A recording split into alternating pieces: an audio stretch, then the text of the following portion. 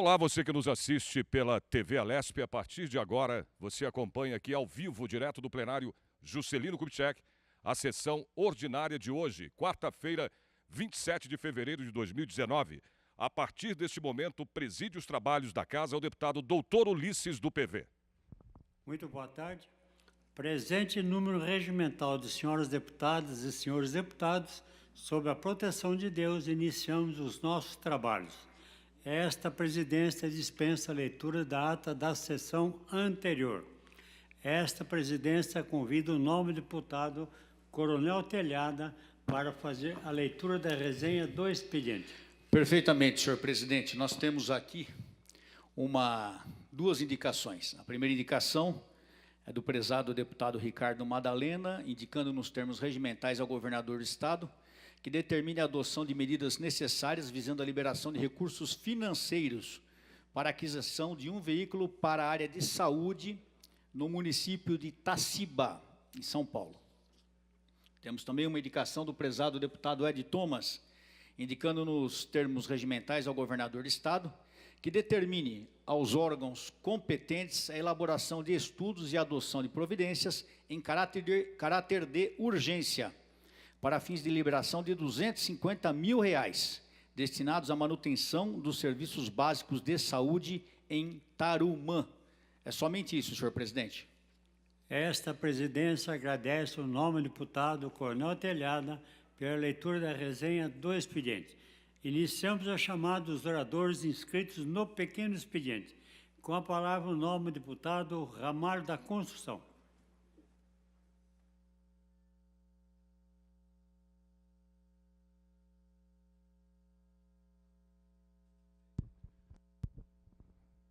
Sobe agora à tribuna para falar o deputado Ramalho da Construção.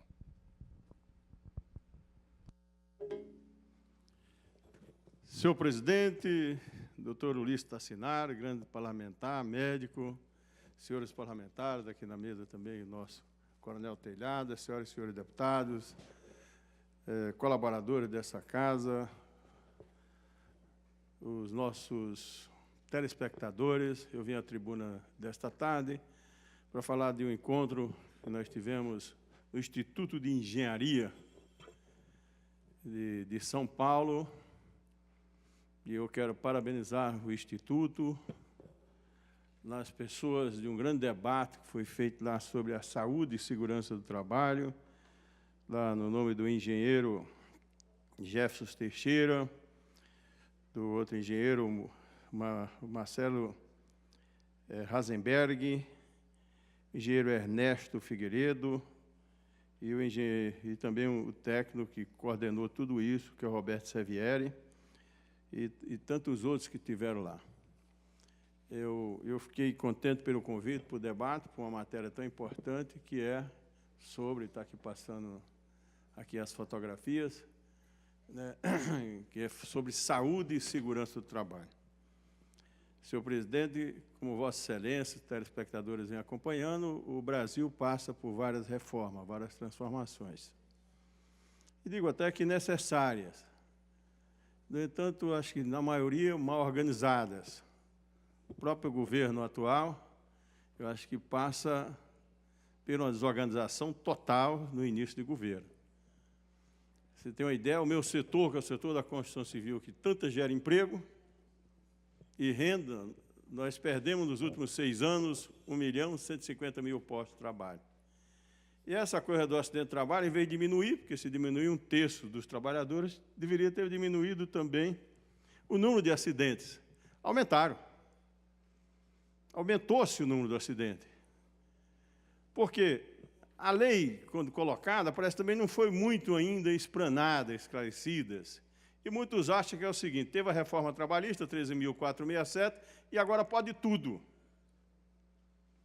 Primeiro, claro, a tentativa é de quebrar as pernas do sindicato quando tiraram a contribuição sindical. Na minha avaliação, já tiraram tarde demais. Muito embora eu defenda que tenha que ter uma contribuição através da negociação, contribuição negocial. Felizmente, a Justiça está amparando isso e caminha para ter isso, porque eu acho que, acima de tudo, está a vida. Mas, infelizmente, há um problema em toda a sociedade.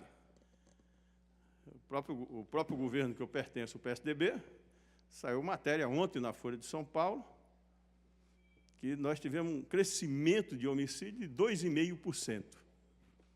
Né? De furto, 3,5%. Quer dizer, o sonho nosso é que reduzisse com toda a expressão. Transferência de presos será para ontem. O governo atual, Bolsonaro, que ia acabar com a bandidagem no Brasil, que ia armar toda a população, como se armando a população fosse resolver o problema da criminalidade, e aumenta. O que é que nós tivemos de redução? Roubo de carga, e aí o deputado Coronel Telhada conhece isso melhor que eu 500 vezes, porque eu sou analfabeto em segurança pública, e de carro, por conta do serviço de inteligência, imagino eu, detecta, né? E o cara, entre ele ser fragado e pegar 6 anos de cadeia, ele prefere ir para o lado do furto, que pega 2, tem pena alternativa, não é? Então, o cara vai para o lado onde ele é menos penalizado, mas a sociedade, Coronel Telhada, continua sofrendo com essas situações todas que tem no Brasil, que eu não joguei a toalha, eu acho que tudo é possível ser corrigido, como é possível ser corrigida a proposta da Previdência, da reforma da Previdência, que precisa acontecer, mas acho que tem que ser melhor discutida, debatida. Eu não estou aqui para tirar pé de ninguém, estou para chamar a atenção. Mas quero parabenizar o Instituto de Engenharia. Né? E que alegria, eu que sou analfabeto de tudo, debater com mestres na área da saúde, mestres na área de engenharia, mestres na área de saúde e segurança, quer dizer, um analfabeto de tudo. Posso até dizer que eu talvez seja doutorado em fazer greve, isso eu aprendi. Né? Em defender pobre, isso eu aprendi. Em defender o pessoal da periferia, simples, isso eu aprendi. Mas debater com níveis tão altos de médicos, de engenheiros, de técnicos, aliás, 31 debatedores, e foi um orgulho imenso eu ficar mais do que amanhã debatendo no Instituto de Engenharia. Sugeri ao Instituto, mais um segundo, senhor presidente, que nós pudéssemos criar para essas empresas, talvez, um selo de segurança. Debati ontem com a CEBIC, que é a Câmara Brasileira da Indústria da Construção, 88 instituições filiadas, referente a 4.782 obras de infraestrutura paradas. E o governo sem solução para isso. Estudamos juntos, empresários, trabalhadores, talvez, eu até brinquei com eles, eu nem sei se eu sou mais trabalhador, né, com 70 anos, né, não sabe nem se arruma mais emprego, né? A partir do dia 14 eu estou desempregado, né? O que vai discutir mais soluções que a gente pudesse retornar essas, pelo menos parte dessas obras, 4.783. Outra coisa que chamou a atenção ontem na CEBIC, num grupo que nós chamamos de coalizão, quer dizer, a união para discutir as coisas da Constituição Civil. Por mais que a gente tenha criticado Michel Temer, mas em janeiro de 2018, a Caixa Econômica contratou 78 mil novas unidades. Aí vem um novo governo, cheio de graça, cheio de promessas, cheio de mentiras. O S. Gasparino contrata 14 mil unidades. Né? Olha a diferença. Tá? E isso tudo me deixa um pouco inquieto. Poderia nem um pouco estar preocupado com isso, o S. Gasparino. 70 anos, filhos criados, posso dizer que tranquilo na vida, passado limpo, graças a Deus. Mas e o futuro? E o povo? E a sociedade? Então, nós queríamos colocar à disposição do governo para colaborar, não é só criticar, dar sugestões. E, para concluir, mandei hoje sugestões para o Bruno, a gente criar aqui em São Paulo, quem sabe o mutirão da árvore. 400 árvores caiu ontem. Lógico que não é o Bruno que tem só culpa disso. Décadas e décadas passaram aí com as árvores abandonadas, caindo, e não é só cair a árvore. Isso é o de menos, é matar a gente, é danificar um automóvel que o cara está ganhando o pão de cada dia com isso. Eu acho que nós podíamos buscar, junto à iniciativa privada, quem sabe, o mutirão de salvar as árvores no Brasil, mas eu preciso começar para a cidade onde eu moro, que é São Paulo. Muito obrigado, senhor presidente. Com a palavra o nome do deputado Elson Gasparini.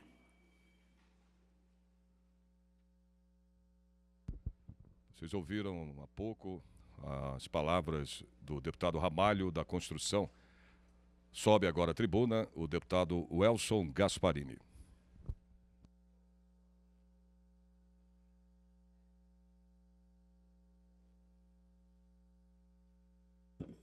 Excelentíssimo deputado Ulisses Tassinari, que preside esta sessão, senhoras e senhores deputados.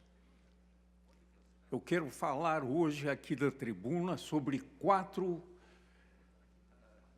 palavras que são de grande importância e que são necessárias nos dias atuais: honestidade, capacidade, idealismo e coragem. A nação brasileira, senhoras e senhores deputados, está vivendo um dos momentos mais tristes da sua história. Enquanto nós vemos, por um lado, os graves problemas sociais, por outro lado, todos os dias, as emissoras de rádio, jornais, televisão, anunciando escândalos atrás de escândalos, corrupção uma atrás da outra. Milhões de reais estão sendo roubados quase que diariamente neste país. E o que acontece? Infelizmente, o povo vai desesperando, porque se temos de um lado as questões sociais graves, como o desemprego, cerca de 13 milhões de desempregados no Brasil, por outro lado, nós vemos que a justiça, infelizmente, não está cumprindo como deveria, com a sua obrigação, porque as nossas leis também não são próprias para os momentos que nós estamos atravessando. Honestidade. Vou começar com essa palavra. Em primeiro lugar, é importante só que a nação brasileira entenda que para enfrentar esses graves problemas sociais, nós precisamos dos políticos, tanto nos parlamentos como nos executivos. São os políticos que encaminham as soluções para os graves problemas nacionais. E como é que nós vamos colocar bons políticos nesses postos administrativos e legislativos? Analisando os diversos candidatos. E aí está a esperança da nação, que o povo possa, quando escolher os seus representantes, leve em consideração essas 4 palavras. Honestidade. Em primeiro lugar, veja se o nome que está recebendo o seu voto, o seu apoio, se é uma pessoa honesta. Porque se não for honesto, não serve, principalmente para o momento que nós estamos atravessando. Honestidade. Segundo lugar, capacidade. Não basta ser honesto. Se não for uma pessoa competente, não vai resolver também os problemas nacionais, porque ele pode assumir um cargo administrativo ou mesmo no legislativo, mas se lhe faltar capacidade para exercer essa função, vai ser terrível a atuação dele, tanto no executivo como no legislativo. Honestidade e capacidade. Mas não bastam essas 2 qualidades. É preciso, e principalmente, além da honestidade e capacidade, que seja uma pessoa idealista. E o que eu vejo como uma pessoa idealista? Alguém que tem os princípios morais, éticos e espirituais conduzindo todas as suas atitudes. Então, uma pessoa honesta, capaz e idealista vai preenchendo todos os requisitos necessários para que este político, administrador público, possa ajudar a consertar a situação do nosso país. Mas é necessário mais uma virtude, além da honestidade, capacidade, idealismo, coragem. Porque hoje, para ser político, precisa ter muita coragem. E, principalmente, para ser um administrador público, é preciso, além da honestidade, do idealismo, da capacidade, ser uma pessoa corajosa. E eu tenho a certeza que existem líderes com essas 4 qualidades, senhor presidente. E, para isso, é importante que o povo apoie esses políticos e administradores públicos que sejam capazes, idealistas, competentes e que tenham coragem para enfrentar os graves problemas nacionais. E eu tenho a certeza que o Brasil, escolhendo líderes com essas qualidades, tem a grande chance de ser um país novo, com ordem e progresso. Muito obrigado, presidente. Com a palavra, o nome do deputado Antônio Carlos Júnior.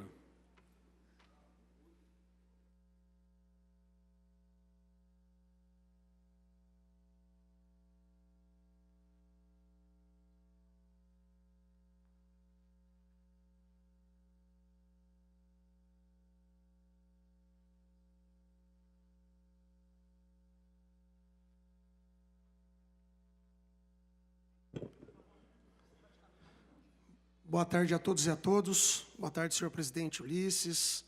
Em nome da deputada eleita Carla, cumprimentar a todos os deputados aqui presentes, cumprimentar a todos os servidores aqui da Assembleia, cumprimentar a nossa Polícia Militar. É sempre um prazer e uma sensação de segurança muito grande estar ao lado dos senhores e das senhoras. O motivo hoje da minha fala, senhor presidente, mais uma vez, como ontem, é o agradecimento. Eu quero agradecer a uma pessoa, a um deputado, que hoje preside a casa e será reeleito pela Assembleia Legislativa, que é o deputado Cauê Macris. Amanhã estaremos juntos numa grande reunião com outros deputados também na Artesp, né? E eu tenho usado o plenário, já usei algumas vezes a minha fala, para pedir, para cobrar, para falar sobre a Artesp, a questão da velocidade, Coronel Telhada. E tenho sido bastante cobrado pelo Facebook, tenho sido cobrado pelos prefeitos da nossa região, cobrado pelos políticos da região e principalmente pela população do Litoral Norte, com relação à velocidade e adequação da velocidade da rodovia dos Tamoios, né? E o que me deixa muito triste é saber, ontem recebi algumas pessoas do meu gabinete, alguns políticos da região, e que vêm para São Paulo, que vêm conversar comigo e falar, deputado, o governador precisa ver, precisa ser parceiro da região do Litoral Norte. E ele foi muito bem votado lá, foi muito bem votado em Caraguatatuba, em São Sebastião, em Ubatuba, em Ilhabela, e eu tenho certeza que quando ele souber, quando levarmos para o governador esse problema da rodovia dos Tamoios, que é a adequação da velocidade, ele vai ser sensível a isso.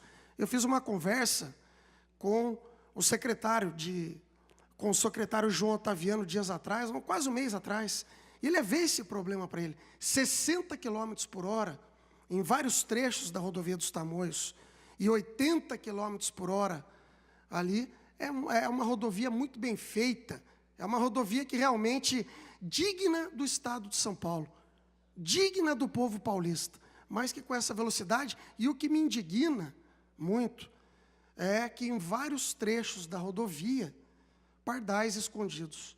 Então, amanhã a gente vai estar na Artesp. Quero agradecer mais uma vez ao presidente dessa casa, ao deputado Cauê Macris, que foi sensível, ao deputado André do Prado, que é deputado estadual, ao deputado Eduardo Cury, deputado federal eleito também pela região metropolitana, que estarão comigo amanhã nessa reunião, colocando um pouco de água nesse feijão, né, cobrando junto comigo a Artesp amanhã. Não dá mais, o Litoral Norte está indignado, os pais de família, os comerciantes, os políticos locais, né, por todas as multas que nós temos levado na rodovia dos Tamoios. Então, eu quero agradecer ao presidente, mais uma vez, já fiz esse agradecimento ontem, e amanhã teremos essa grande reunião.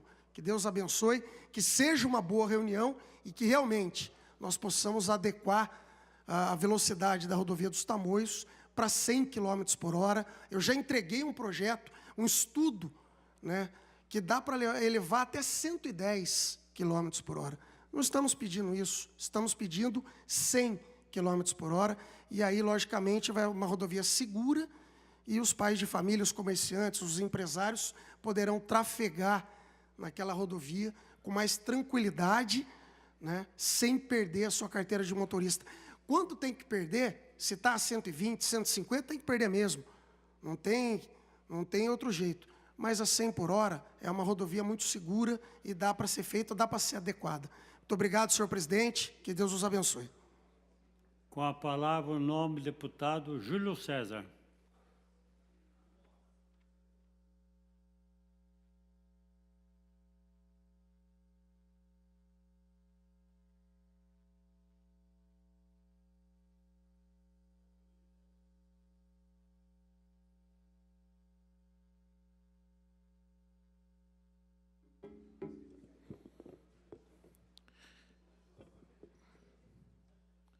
Senhor presidente, doutor Ulisses, presidente da Assembleia Legislativa nesse momento, aos demais deputados, deputadas, a toda a equipe de assessores e servidores da Assembleia Legislativa e você que nos acompanha nesse momento, meu boa tarde. Polícia Militar sempre nos atendendo também. Obrigado pelo carinho e pelo respeito. Eu tenho dito, sempre que tem a possibilidade, do que acontece na minha região central do Estado, os problemas. E hoje pela manhã tive uma reunião com o secretário de Habitação do Estado de São Paulo, ao qual eu agradeço, porque já disse nessa casa que alguns secretários são muito estrelas, estão achando que apenas com essa postura vão chegar a algum lugar, não vão chegar a lugar nenhum. E cito o exemplo do secretário de Turismo, que agendou uma reunião comigo, e ele marcou, cheguei lá e não me atendeu. Repito, não vim fazer turismo na Assembleia e acho que ele está fazendo turismo na Secretaria. Falta de respeito com essa casa. Eu acredito muito na gestão compartilhada, mas tem que ter respeito. Diferente de alguns outros secretários, é óbvio que eu não vou generalizar, né? Mas eu gosto de fazer essa reflexão para que eles entendam que eles são servidores públicos e têm que atender, seja quem for. Mas, muito bem, falando com o secretário de Habitação, o secretário mostrou todo o dinamismo que quer implementar na sua secretaria, os programas habitacionais que quer levar para o Estado de São Paulo, e nós estamos aqui para ajudar, é claro, torcer para que o governo seja bom, né? Deputado, o senhor sabe, a região de Ribeirão Preto lá, e necessita, enfim, todo o Estado de São Paulo necessita, que tem esse acompanhamento. Sabemos do déficit hoje habitacional em torno de 1.200.000 residências. Então, nós temos que trabalhar no intuito de levar a moradia ou algum programa que possa beneficiar as pessoas. Então, quis fazer essa referência e, logo mais, saindo daqui, tem uma reunião também na Secretaria de Estado, com o secretário hoje, que acredito que vai fazer um trabalho, tem uma missão muito importante, né, que é o ex-deputado Vignoli, que está à frente da secretaria agora, essa secretaria que tem que atender e deve atender os estados. E quero chamar a atenção, doutor Ulisses, o senhor médico conceituado há muito tempo, nós sempre que temos possibilidade, falamos da saúde, chamar a atenção para a região central do Estado, um problema que está acontecendo. Nós sabemos que no Brasil, mas eu vou falar mais do Estado de São Paulo, a atenção primária na rede de saúde não funciona. Não funciona por quê? Porque nós temos equipamentos públicos, prédios, mas não temos os profissionais de saúde para atender em número suficiente. E na cidade de São Carlos, infelizmente, a decisão de quem tomou essa decisão, se estiver ligada ao DRS de Araraquara, que é o Diretório Regional de Saúde, ao qual pertence São Carlos, é um equívoco muito grande. A decisão de fechar o atendimento do SMU da Santa Casa de São Carlos. A população já sofre tanto. Por que fechar? Quem deu essa ordem? Quem defende essa ideia? Se for a Secretaria de Estado da Saúde, é um equívoco. uma incoerência, porque está lidando com vidas. Vocês imaginam uma cidade de 250 mil pessoas, que atende toda a micro-região e só tem uma porta de entrada, e, de repente, há uma decisão para que o atendimento seja referenciado. Ou seja, para chegar na Santa Casa, no serviço médio de urgência, tem que ter a referência de uma unidade básica de saúde, que fica nos bairros. Até aí tudo bem, desde que se tivéssemos médicos para fazer esse atendimento nos bairros e nas unidades básicas de saúde. Não temos. Incoerência se for o governo do Estado que tomou essa decisão. E incompetência se for o município que puxou para si a responsabilidade. Não tem outro caminho. Como pode? Só tem uma porta de atendimento. Nós temos um hospital universitário que, infelizmente, já atende por referência. E vou além. O investimento feito no hospital universitário, em recursos, é maior, bem maior do que é feito na Santa Casa da cidade, e a Santa Casa atende 2 vezes, 3 vezes mais o número de pessoas atendidas. Então, na verdade, para você tomar uma decisão de fechar, de tornar referenciado o atendimento da Santa Casa no serviço médio de urgência, você tem que ter critérios ou saber o que está fazendo.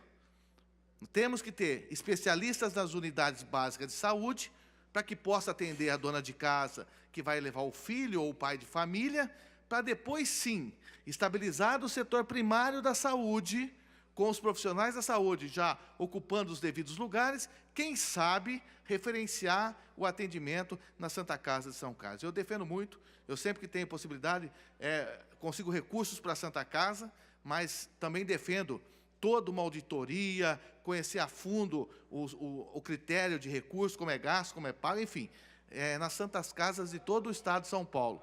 Mas eu quero deixar claro e repetir, se o fechamento, doutor Ulisses, se tomar a decisão de ter o atendimento referenciado na Santa Casa de São Carlos no serviço de urgência e emergência, se for da Secretaria de Estado de Saúde, Saúde do Estado de São Paulo, se for decisão da Secretaria, um absurdo, um equívoco.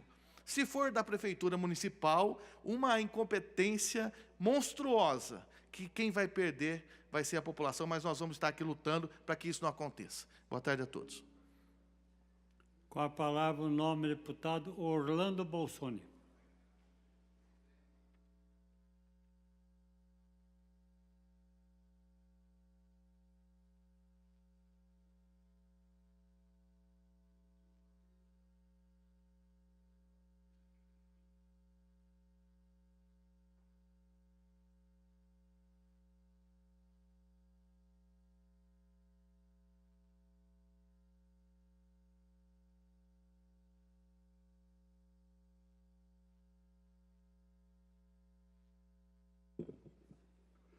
Senhor presidente, nobre deputado doutor Ulisses, saúdo as deputadas presentes na casa, na pessoa da deputada eleita Carla Moranda, uma honra recebê-la aqui, assim como espero que realize um trabalho tão importante quanto o seu esposo fez aqui na casa, que o credenciou a ser prefeito de São Bernardo do Campo. Saúdo os nossos deputados presentes, deputado Júlio, meu querido amigo Amália da Construção, nossa referência, Reinaldo Augusto, e o líder Cássio Navarro.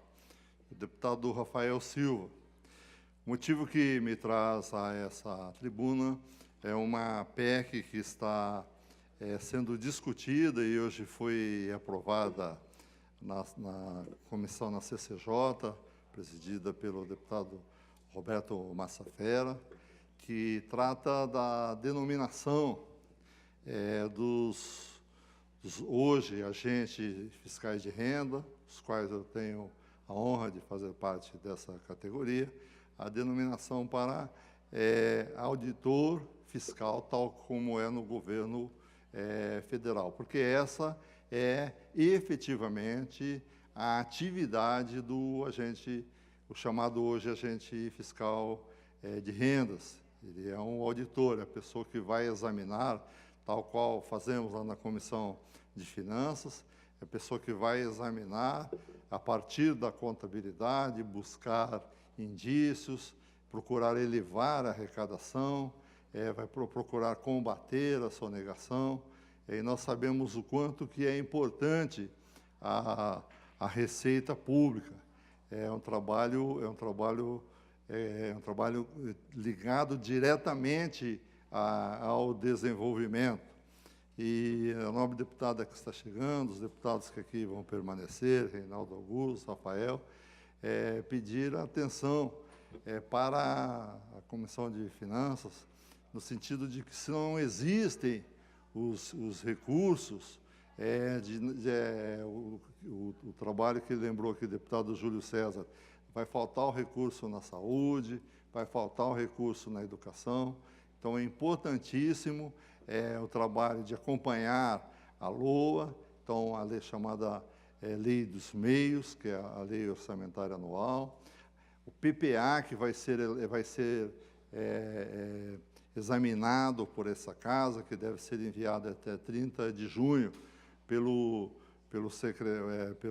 secretário Meirelles, para essa casa de análise, para depois, então, para os próximos 4 anos, fazer a projeção de todos os gastos, os investimentos, o modelo de desenvolvimento que São Paulo está escolhendo. Eu tive a honra de ser o relator do PPA, que se conclui nesse ano de 2019. O PPA tem essa característica de ser os três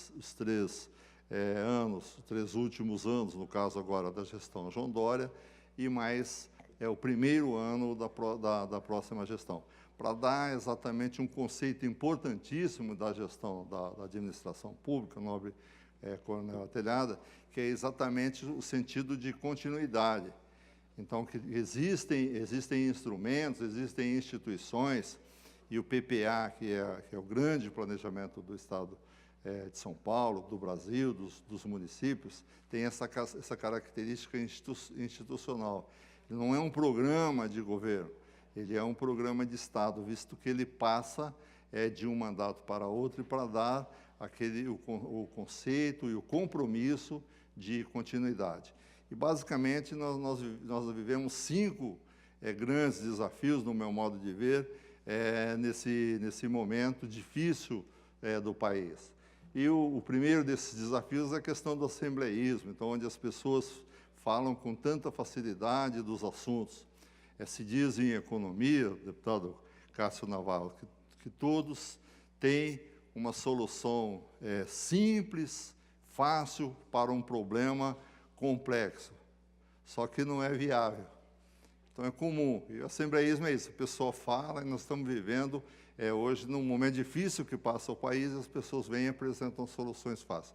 Outra é a questão da burocracia. A burocracia tem um custo enorme para o nosso Estado, para nossas cidades e para o país, do modo geral, da forma como que ela está entranhada nos nossos costumes.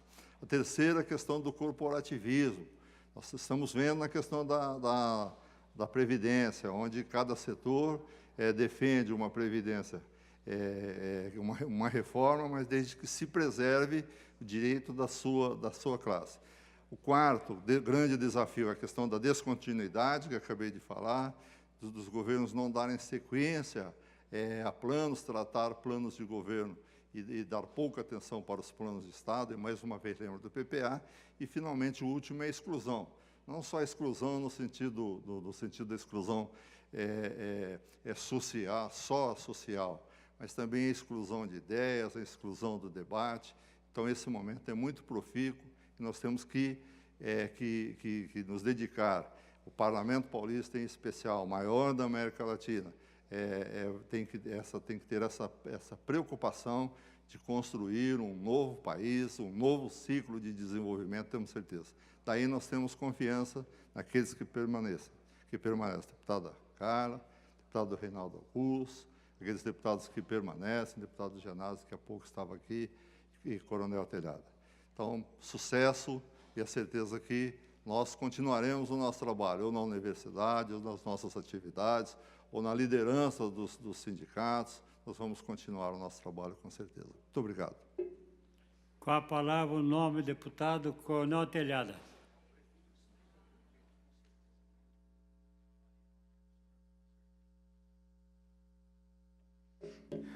Prezado doutor Ulisses, que preside essa sessão, senhores deputados, deputada, assessores aqui presentes, funcionários, quero saudar aqui o capitão Pontes, em nome de quem saúdo nossa assessoria policial militar, junto com o sargento Martins, o cabo Cordeiro, enfim, a todos aqui.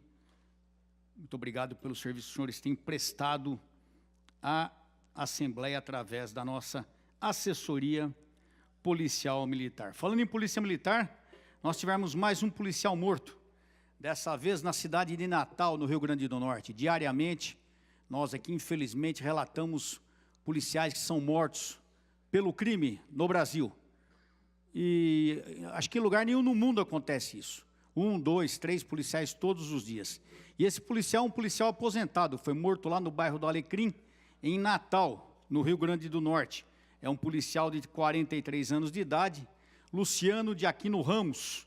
Ele foi morto a tiros por um desconhecido. Infelizmente, é uma das realidades do Brasil, que nós aqui aguardamos uma providência na mudança da nossa legislação, que continua tacanha, que continua valorizando o crime e colocando a polícia de joelhos.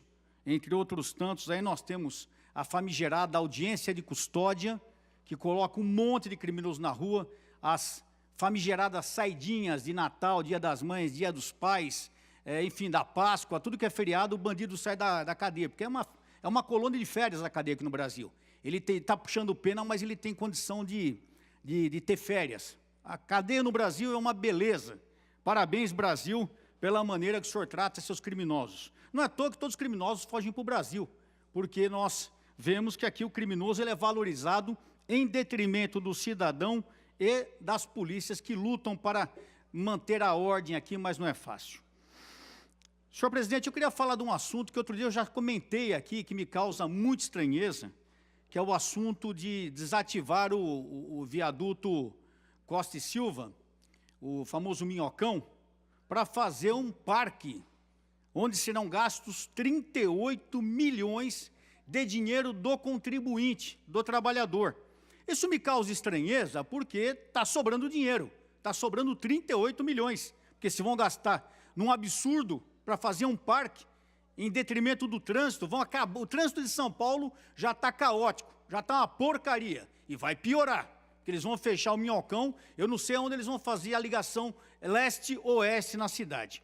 Mas uma outra coisa que causa estranheza é uma notícia de jornal, dizendo sobre o IPTU, que o secretário da Fazenda foi na Câmara dos Vereadores aqui em São Paulo tentar explicar o que está acontecendo com o IPTU, porque pelo menos 90 mil imóveis tiveram aumento na cobrança do IPTU, acima do índice determinado por lei. O índice determinado por lei é de 10%.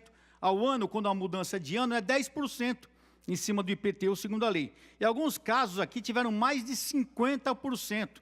Inclusive, um advogado aqui, tributarista, diz que o aumento é ilegal, porque, além de ser acima de 10%, ele não pode retroagir aplicado acima do que ficou para trás. Então, nós temos aqui uma discrepância. De um lado, capitão Pontes, é interessante isso, de um lado, nós estamos jogando 38 milhões fora, porque nós estamos querendo acabar com o trânsito de São Paulo, piorar o trânsito de São Paulo e ainda pegar 38 milhões, que poderiam ser aplicados na saúde, na educação, na Guarda Civil Metropolitana, no trânsito. Não, nós estamos pegando, acabando com o Minhocão, a sua função de trânsito viário, fazendo um parque, eu não sei para quem esse parque, porque a cidade precisa de locomoção, a cidade precisa de mobilidade, não de destruir a mobilidade. E, no entanto, nós estamos acabando com o Minhocão e gastando 38 milhões nesse sonho absurdo.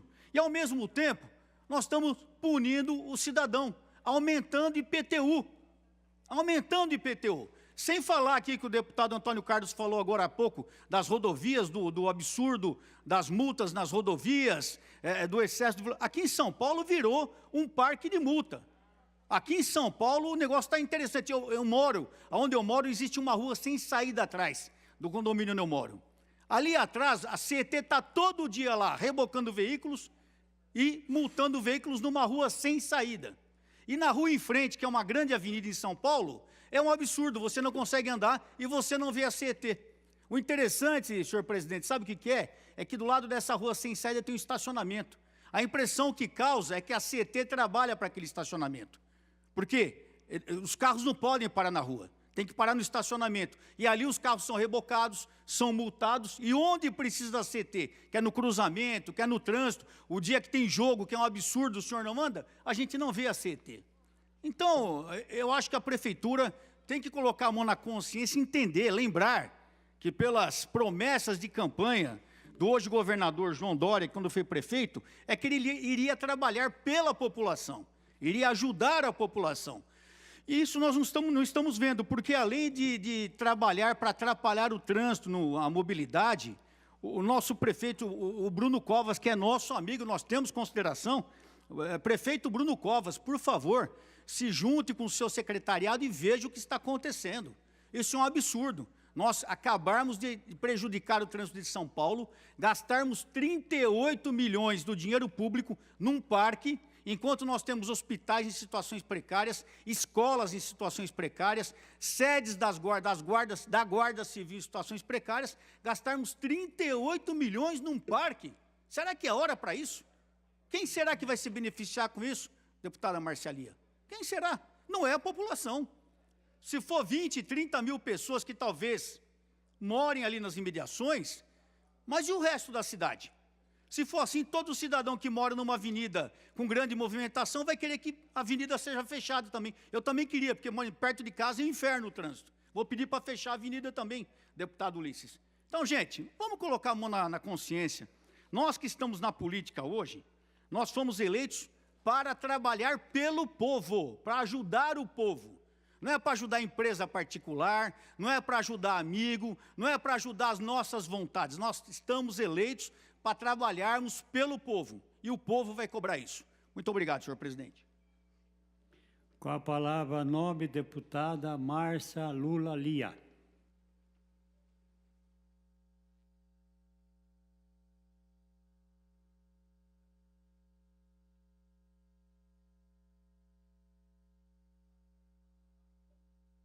Boa tarde aos colegas, deputados e deputadas, boa tarde, assessoria, e boa tarde àqueles que nos acompanham aí pelas redes sociais e por aqueles que estão nos assistindo pela TV Alesp. O assunto que me traz aqui é um assunto muito delicado, porque nós estamos vivendo, deputado Ramalho, um momento muito difícil na nossa sociedade, onde as pessoas estão sendo movidas pelo ódio, pela intransigência. E no dia 14 de fevereiro, agora, nós tivemos uma situação de injúria racial muito grave acontecendo lá na Bahia. E por que eu estou trazendo um caso que aconteceu em outro estado, para a gente conversar um pouquinho sobre ele aqui na nossa Assembleia Legislativa? Porque, agora no mês de fevereiro também, nós tivemos a morte de um rapaz de 19 anos, um jovem, que foi brutalmente assassinado por sufocamento no supermercado Extra, um menino que foi sufocado pelo segurança do Extra. Ceifaram a vida de um jovem de 19 anos, simplesmente pelo fato dele ser negro.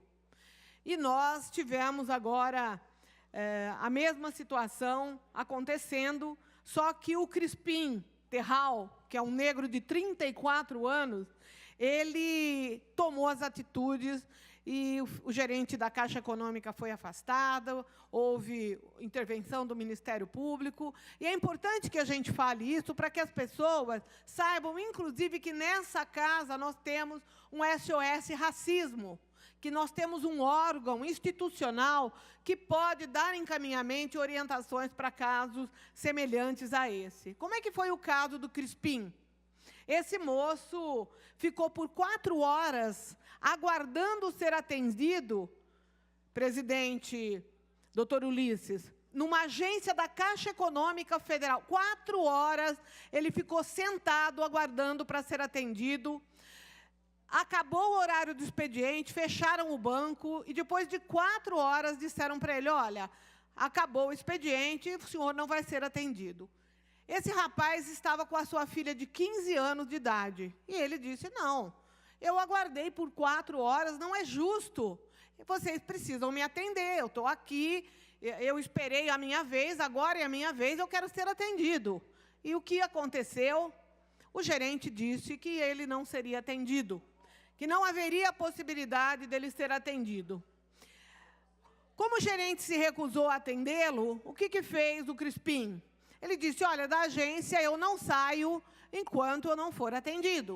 O gerente chamou a polícia deu a mesma gravata que deram no rapaz de 19 anos que foi assassinado cruelmente no supermercado Extra, e ele foi tirado à força de dentro da agência pela polícia.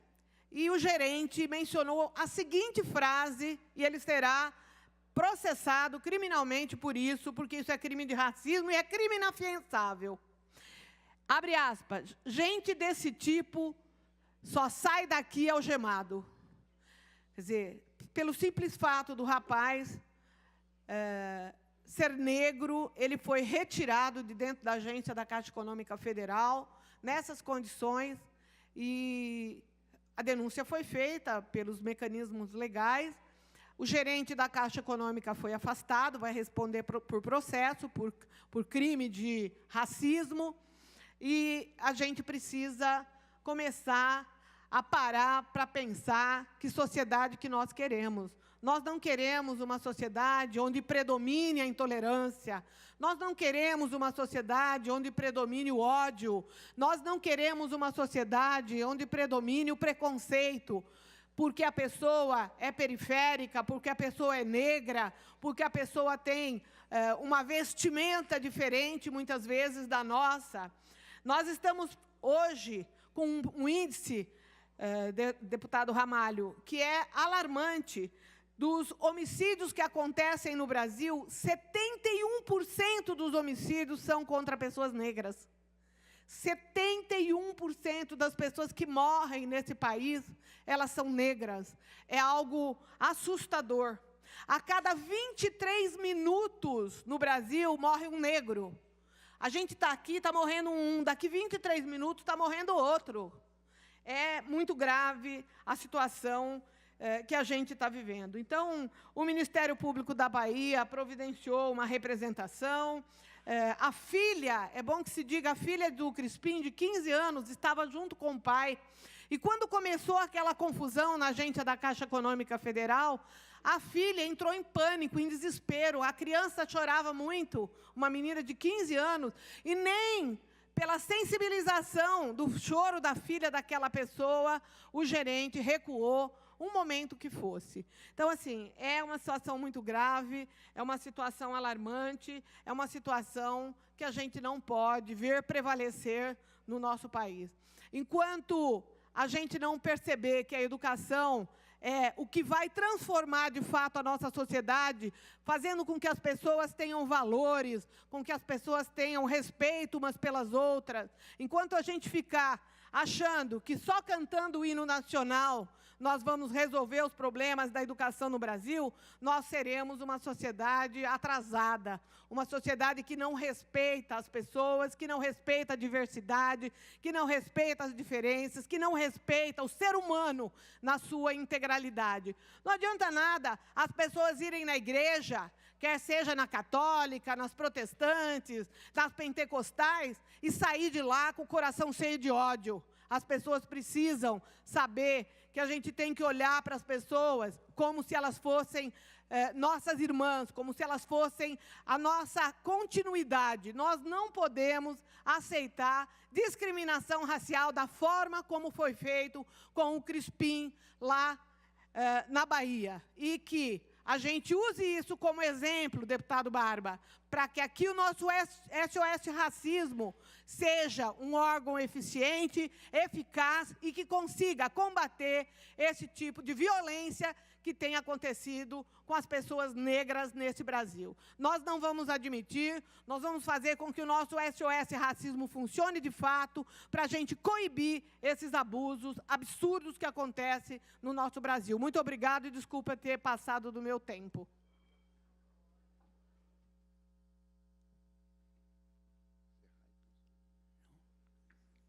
Pela ordem, presidente. Pela ordem, nome do deputado Barba. Eu pensei que se fosse pedir comunicação, alguma coisa. Então, com a palavra, o nome do deputado Reinaldo Augusto.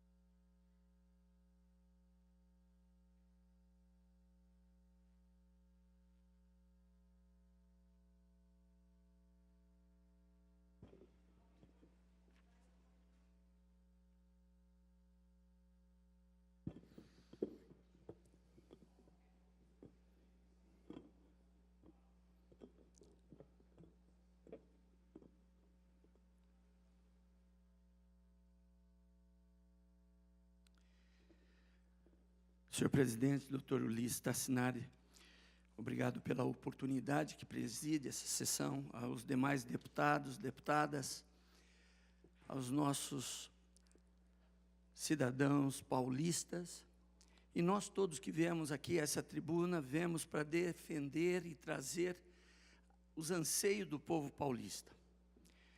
Na região centro-oeste do estado de São Paulo, foi uma região que se desenvolveu muito, até meados de 1970, com o café, a bujante, e recebeu até o título da região Califórnia brasileira, com grande produção. Ferrovia chegou, foi se abrindo o horizonte oeste, e o desenvolvimento veio. Com a geada de 1975, houve um grande êxodo populacional do oeste do estado de São Paulo, Paulista, Noroeste, Sorocabana, e com isso, migração para os grandes centros à procura de emprego e renda. Trabalhamos desde quando fomos eleitos para que pudesse dar condições de desenvolvimento da nossa região. E com isso, a retomada da ferrovia era um dos nossos maiores pleitos. E estamos para ver isso, a matriz de transporte ser modificada. E com isso, a ferrovia vai ligar ao Porto de Panorama ao Porto de Santos, trazendo condições de desenvolvimento, barateando o custo do transporte. Nesse trabalho todo, trabalhamos para a infraestrutura e mudar a estrutura das nossas rodovias. E foi uma grata surpresa que nós recebemos do governo do estado pelo índice de desenvolvimento, pelo volume de tráfego que tem na rodovia João Ribeiro de Barros, onde ela será duplicada entre Piracicaba e Panorama. A Artesp desenvolveu um quadro, o anexo 7, lote Piracicaba-Panorama, e comemoramos, porque a rodovia seria mais um fato de desenvolvimento e infraestrutura do oeste do estado de São Paulo. Mas a nossa surpresa, a maneira como a duplicação será implantada na rodovia João Ribeiro de Barros, SP 294. No primeiro ano, a implantação dos pedágios. Nos anos seguintes, ano 2, alguns trevos, obras de artes. Depois, condições, recapeamentos e os quadros de desenvolvimento, sendo que começa a primeira etapa entre o quilômetro 560, com a quantidade de 40 quilômetros no segundo e terceiro ano.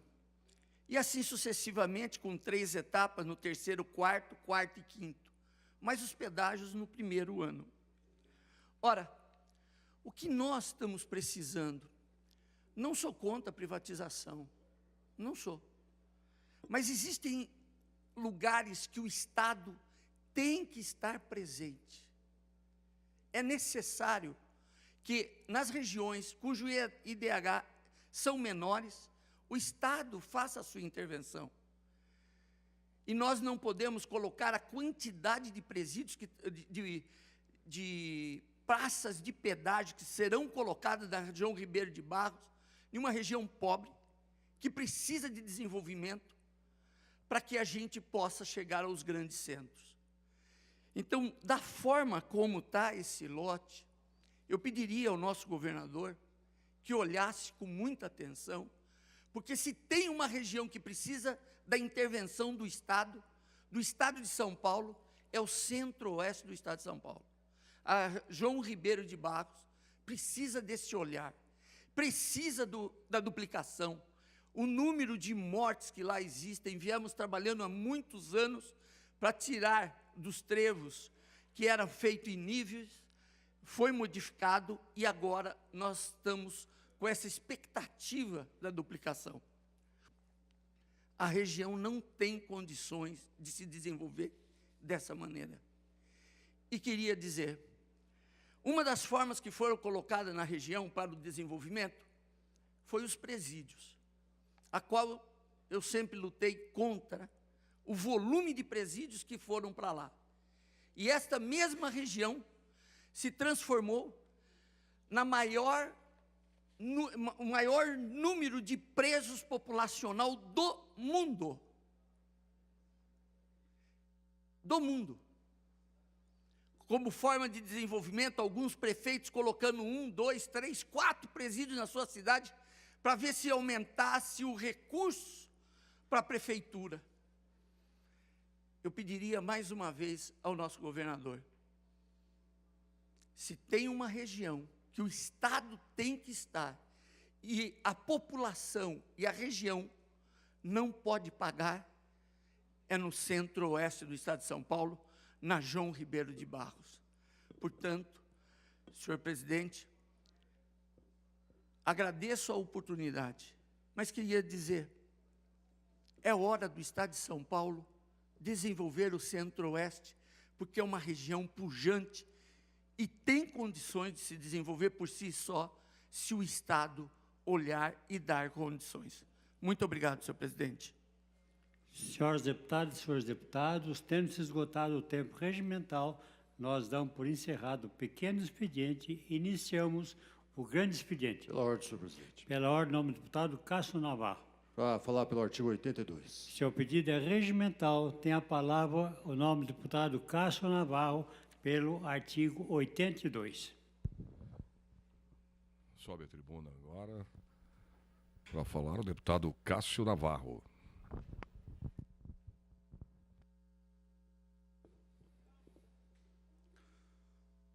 Boa tarde, senhor presidente.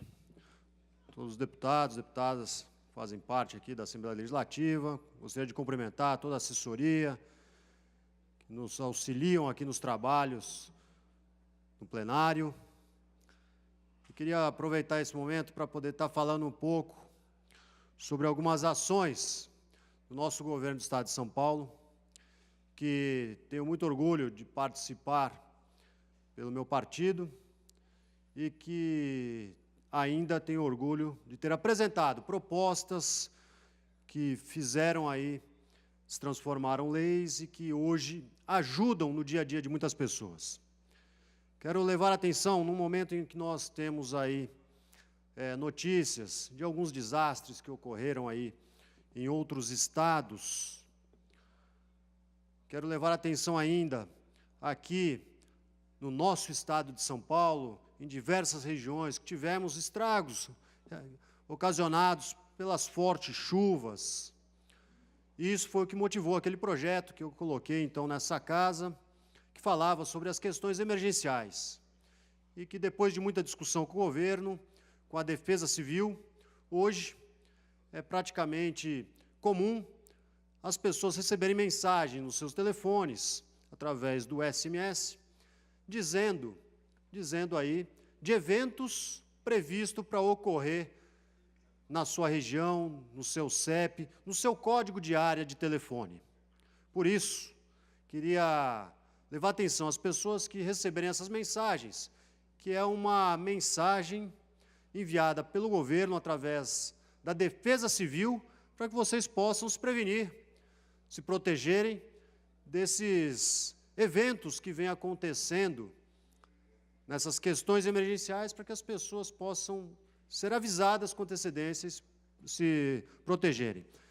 Se existisse um projeto desse há mais tempo em outros estados no nosso país, talvez grandes desastres que ocorreram, como o Brumadinho, por exemplo, ou Mariana, poderiam ter sido evitados, que ocorreram quilômetros de distância aí, desastres que poderiam ter sido avisados. Pois, como eu sempre digo, nosso país, nós não temos aí um grande índice de terremoto, como no Japão, por exemplo, mas lá existe aquela sirene que é disparada para que as pessoas possam se abrigar. Assim como nos Estados Unidos, por exemplo, que tem a temporada de furacões, também as pessoas são avisadas com antecedência e acabam se protegendo, saindo dos seus lares até muitas vezes para não serem atingidas. Mas aqui no estado de São Paulo nós temos este grande projeto que junto à Defesa Civil conseguimos emplacar e que funciona muito bem para poder garantir a segurança de todas as pessoas aí que vivem em áreas que muitas vezes são aí áreas que recebem esses eventos, principalmente nesse momento das fortes chuvas. Gostaria ainda de lembrar a atenção, estamos aí chegando a este momento comemorativo do Carnaval, onde as pessoas procuram a diversão, e lá na região da Baixada Santista é normal um grande fluxo de pessoas nas praias. E existe uma modalidade que vem tomando bastante atenção para quem frequenta as praias, que eu gostaria de alertar todos vocês que nos acompanham, que é bater palma quando uma criança se perde. E isso tem funcionado muito bem, mas por motivo, talvez, de muitos não conhecerem isso ainda, é que quero aproveitar esse momento das mídias sociais que nos acompanham e também da TV que nos serve, de levar essa informação, pois você que está em uma praia do nosso estado de São Paulo, até do nosso país, e ver uma criança perdida, é só chamar um grupo de pessoas para bater fortes palmas, que os pais vão ficar atentos e vão encontrar o seu parente, o seu filho querido. Muito obrigado pela oportunidade, presidente. Dando início ao grande expediente, tem a palavra o nobre deputado Barba, por permuta com o nobre deputado Celso Nascimento. Pela ordem, senhor presidente. Eu queria também falar pelo artigo 82 e já emendar os dois tempos. Tudo bem. Dos nobres deputados, porque o tema que eu vou falar é meio longo. Seu pedido é regimental, tem a palavra, então, pelos dois tempos.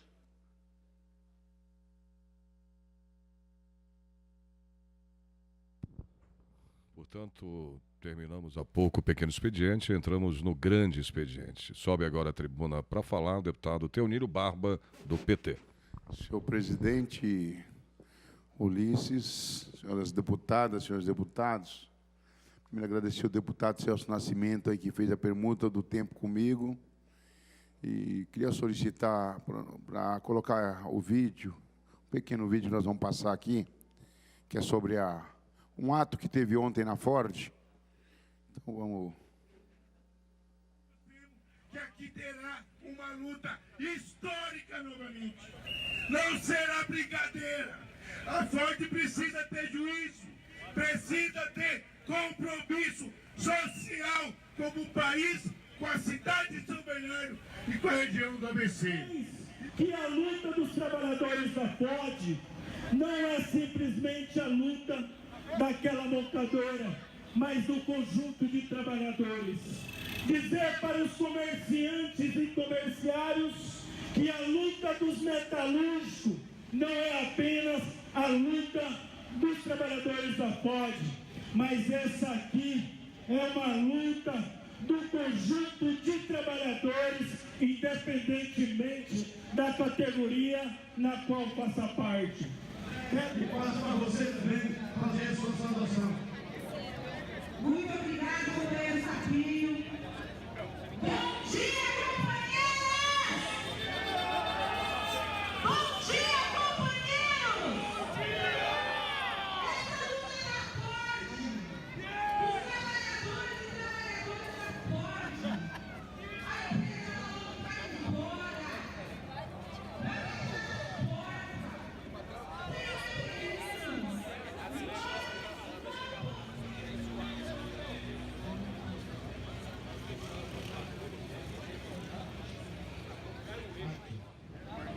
luta será difícil, a nossa luta depende da unidade, depende da solidariedade, depende da compreensão de todo companheiro e companheira, trabalhador direto na Ford, trabalhador terceiro e de toda a sociedade, que é esta manifestação, tem o papel de divulgar quais serão as consequências para a nossa região. Senhor presidente, senhoras deputadas, senhores deputados, deputada Carla Moranda, saudar aqui da nossa cidade. Eu estive lá hoje com o prefeito, Orlando Moranda, nos recebeu. Eu moro em São Bernardo, dia 18 de agosto, agora, Ramalho, deputado Ramalho, vai fazer 56 anos que eu moro em São Bernardo do Campo. Cheguei lá em 63, fui morar em frente à Volkswagen, no quilômetro 23,5, né? Sou criado numa vila chamada Vila São José, Jardim Silvina, região ali. Parte da minha vida, 25 anos, foi dentro dessa fábrica. Essa fábrica, Ford, está tentando fechar essa fábrica desde 1998. Dia 18 de dezembro de 1998, ela trabalhava em 2 turnos de trabalho, ela demitiu 2.800 trabalhadores. Eu era do sindicato. E, no mesmo dia que ela demitiu por carta, festa cristã, porque está aproximando do Natal, né? O Brasil é um país cristão, festa natalina, ela demitiu por carta, com a maior frieza, e botou o restante em férias coletivas. Nós tivemos que, de maneira rápida, assim, organizar, porque era numa sexta-feira, no dia 21, na segunda-feira, eu fiz a primeira reunião com os trabalhadores, uma parte dos trabalhadores demitidos. E criou uma organização, porque ela montou de 10 a 15 pontos de homologação. Não marcou homologação no sindicato, porque sabia que o sindicato ia homologar. E nós botamos o pessoal do sindicato nos pontos de homologação e não deixamos nenhum trabalhador assinar as demissões, a não ser aquele que quisesse. Então, teve lá 200 trabalhadores que já estavam de saco cheio, ou estavam se aposentando, falou, eu quero ir embora, não quero ficar mais. E o restante resolveu assumir uma luta. E ela deu coletiva do dia 21 de dezembro até o dia 4 de janeiro, que é o dia que nós tínhamos que retornar para a fábrica. Como ela percebeu o tamanho da mobilização que o sindicato fez, ela mudou a data do retorno para o dia 5 de janeiro para tentar quebrar a nossa mobilização. Os trabalhadores atenderam ao chamado do sindicato, no dia 4 de janeiro estava lá. Era para votar no dia 5, no dia 4 de janeiro tinha algo em torno próximo de 8.000 trabalhadores naquela fábrica. A fábrica estava toda trancada, com cadeados. Nós tivemos que quebrar o cadeado da fábrica, os portões, para fazer a assembleia onde a gente sempre fez, que era no pátio da fábrica, embora aquele dia não tivesse produção. Fizemos uma assembleia no dia 4 de janeiro e mandamos os trabalhadores voltar no dia 5, que era o dia normal de voltar ao trabalho. No dia 5 de janeiro de 99, nós fizemos a assembleia de manhã, na entrada da fábrica, e ocupamos a fábrica com todos os trabalhadores, os que não foram demitidos e os que estavam demitidos. Porque aquilo era uma luta que se iniciava em defesa do emprego, em defesa da manutenção da Ford ali naquele local ali, na Avenida Taboão, ali no Rude Ramos. Muito bem, em função dessa luta, nós conseguimos levar isso até o dia 3 de fevereiro, deputada Carla, quando suspendeu as 2.800 demissões e foi criado o programa chamado Layoff, que é os trabalhadores ficar em casa, faz curso de qualificação, e aí alguns foi sendo reintegrado. Nessa história toda, foram 21 meses de luta com os trabalhadores, a Ford tendo que pagar salário, fazer curso de qualificação, né, mas os trabalhadores no layoff. Foi um mecanismo que nós encontramos naquele momento. Por que eu estou dando esse dado? Para mostrar que essa coisa da Ford ela é orquestrada.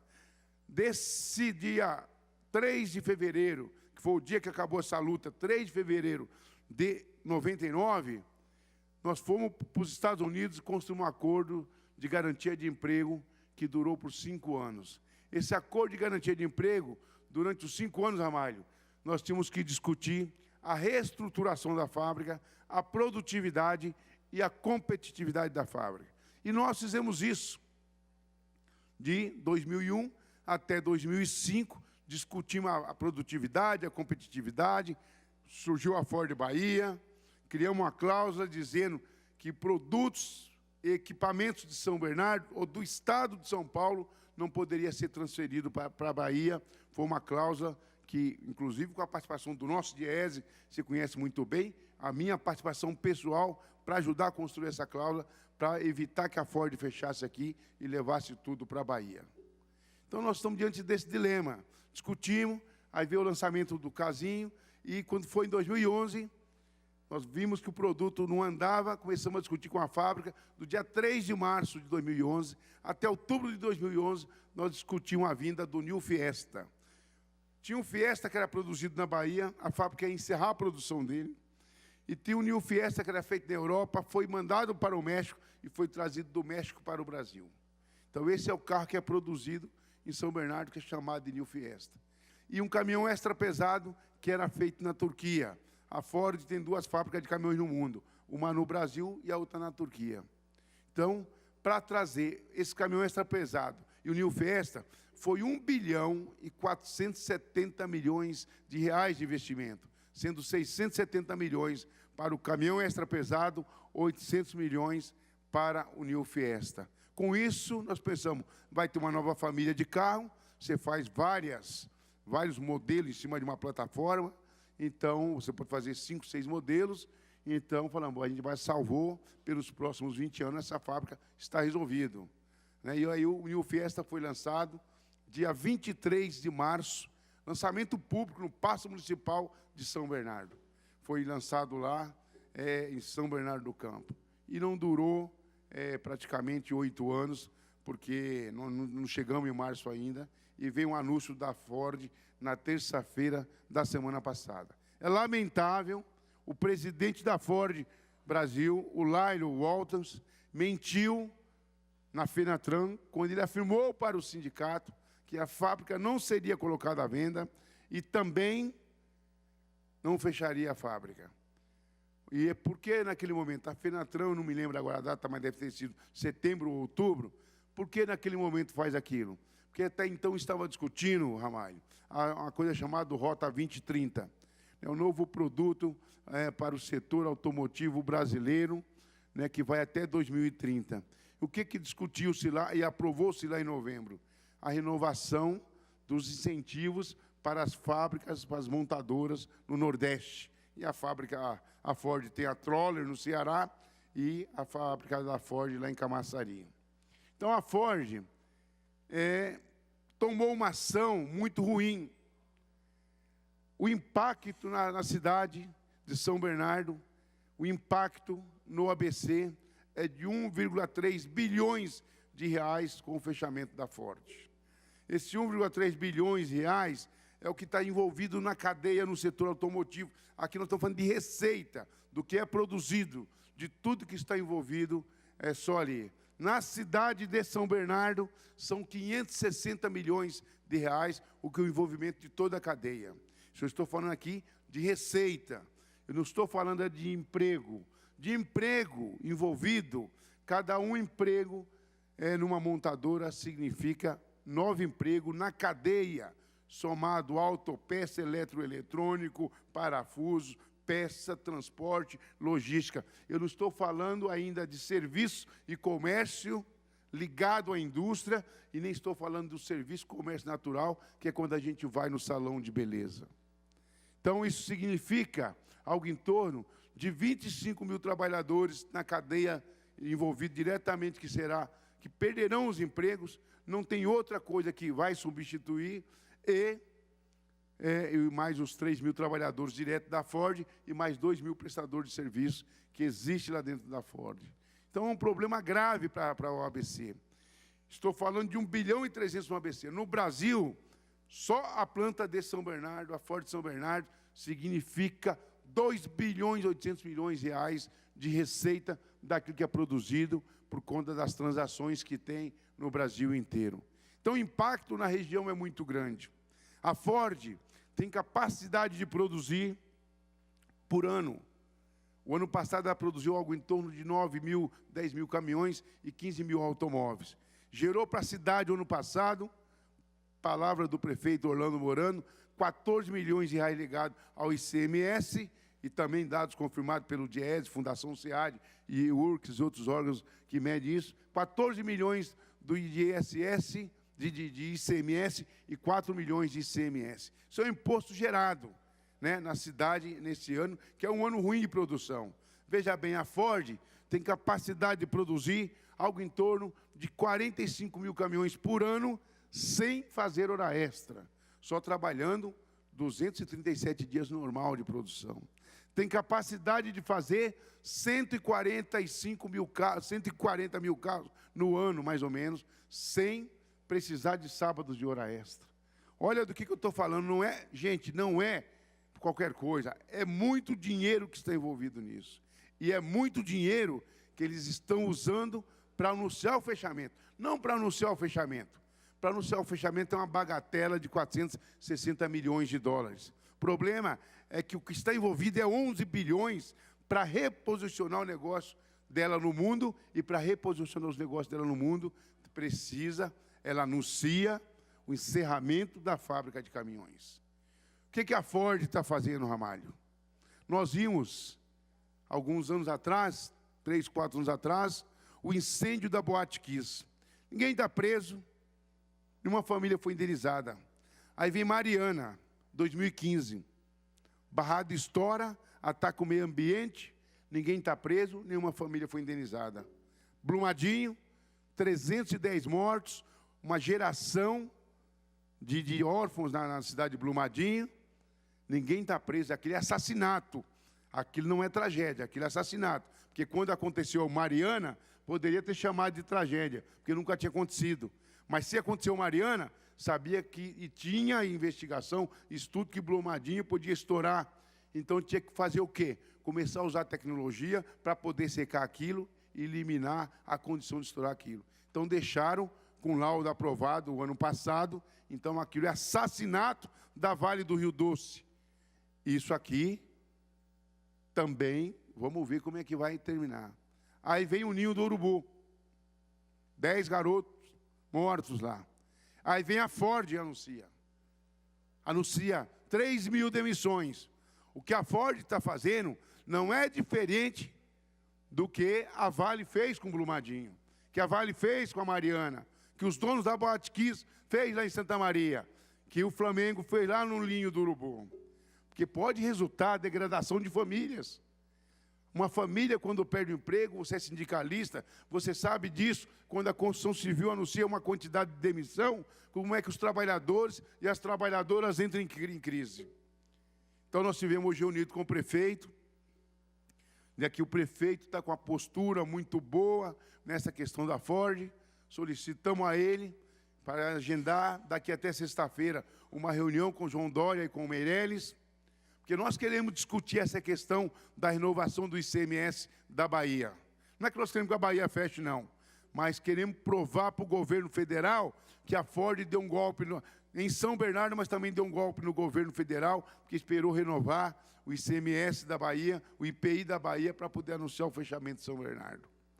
Nós vamos, o sindicato, o Wagner Santana, que é o presidente, Rafael Marques, trabalhador da Ford, José Quixabeira de Anchieta, coordenador do sindicato lá dentro, também trabalhador da Ford, vai para Detroit no dia 7. Vai conversar com a matriz. Nós queremos achar saída, nós queremos achar solução. Nós não podemos permitir que a Ford faça isso e deixe o Brasil, depois de 100 anos no Brasil, 51 anos em São Bernardo. Esse é o tamanho do prejuízo que nós podemos ter. Então é lamentável que a direção da Ford está fazendo. Rogério Goldfarb, eu conheço você pessoalmente, você presidiu o Sinfávia, você presidiu a Anfávia, Associação Nacional dos Fabricantes de Veículos. Nós discutimos com vocês produto, nós negociamos com vocês produto, nós negociamos com vocês a reestruturação dessa fábrica. Vocês precisam ter juízo, vocês precisam recuar nessa posição e ver que vocês têm uma boa fatia de caminhões. É 25% no mercado brasileiro que eles têm. É a 4ª montadora. O ABC é o 8º polo produtor de caminhão no mundo. Então tem muita coisa em jogo. Então, nós estamos cobrando uma posição do governador João Dória. Peço para o Carlão, o líder do governo, se ele estiver ouvindo, o Carlão Piganatari, ajudar o Orlando a construir essa reunião com Dória, né? E também, nessa reunião com Dória, nós vamos tentar construir essa conversa com o Jair Bolsonaro. Nessa luta, nós vamos precisar de aliados. Então, deputada Carla Morando, que vai assumir, parabéns pela sua eleição, você que vai assumir no dia 15 de março, nós contamos com você nessa luta e contamos com todos os deputados dessa casa, o presidente Ulisses Tassinari. Essa casa precisa começar a se preocupar em discutir a indústria aqui no estado de São Paulo. A indústria aqui no estado de São Paulo já foi 58,9% da arrecadação do ICMS. Hoje é apenas 32%. Olha quanto nós perdemos de lá para cá. Porque nós perdemos muita indústria no estado de São Paulo na guerra fiscal. E nós precisamos começar a defender a permanência da indústria aqui no estado de São Paulo. E essa é uma luta de todos os deputados, ela não tem coloração partidária. Nós vamos colocar nossas brigas, com as nossas disputas, mas eu queria convocar os deputados dessa casa para isso e transformar essa minha fala numa moção de apoio aos metalúrgicos e encaminhar para eles. Muito obrigado. Com a palavra o nome do deputado Rafael Silva, por permuta com o nome do deputado Antônio Salim Curiati.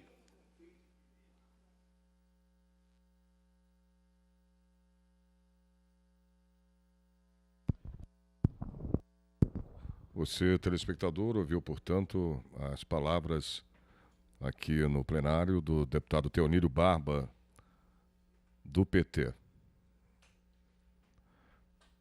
Sobe agora a tribuna para falar o nobre deputado Rafael Silva.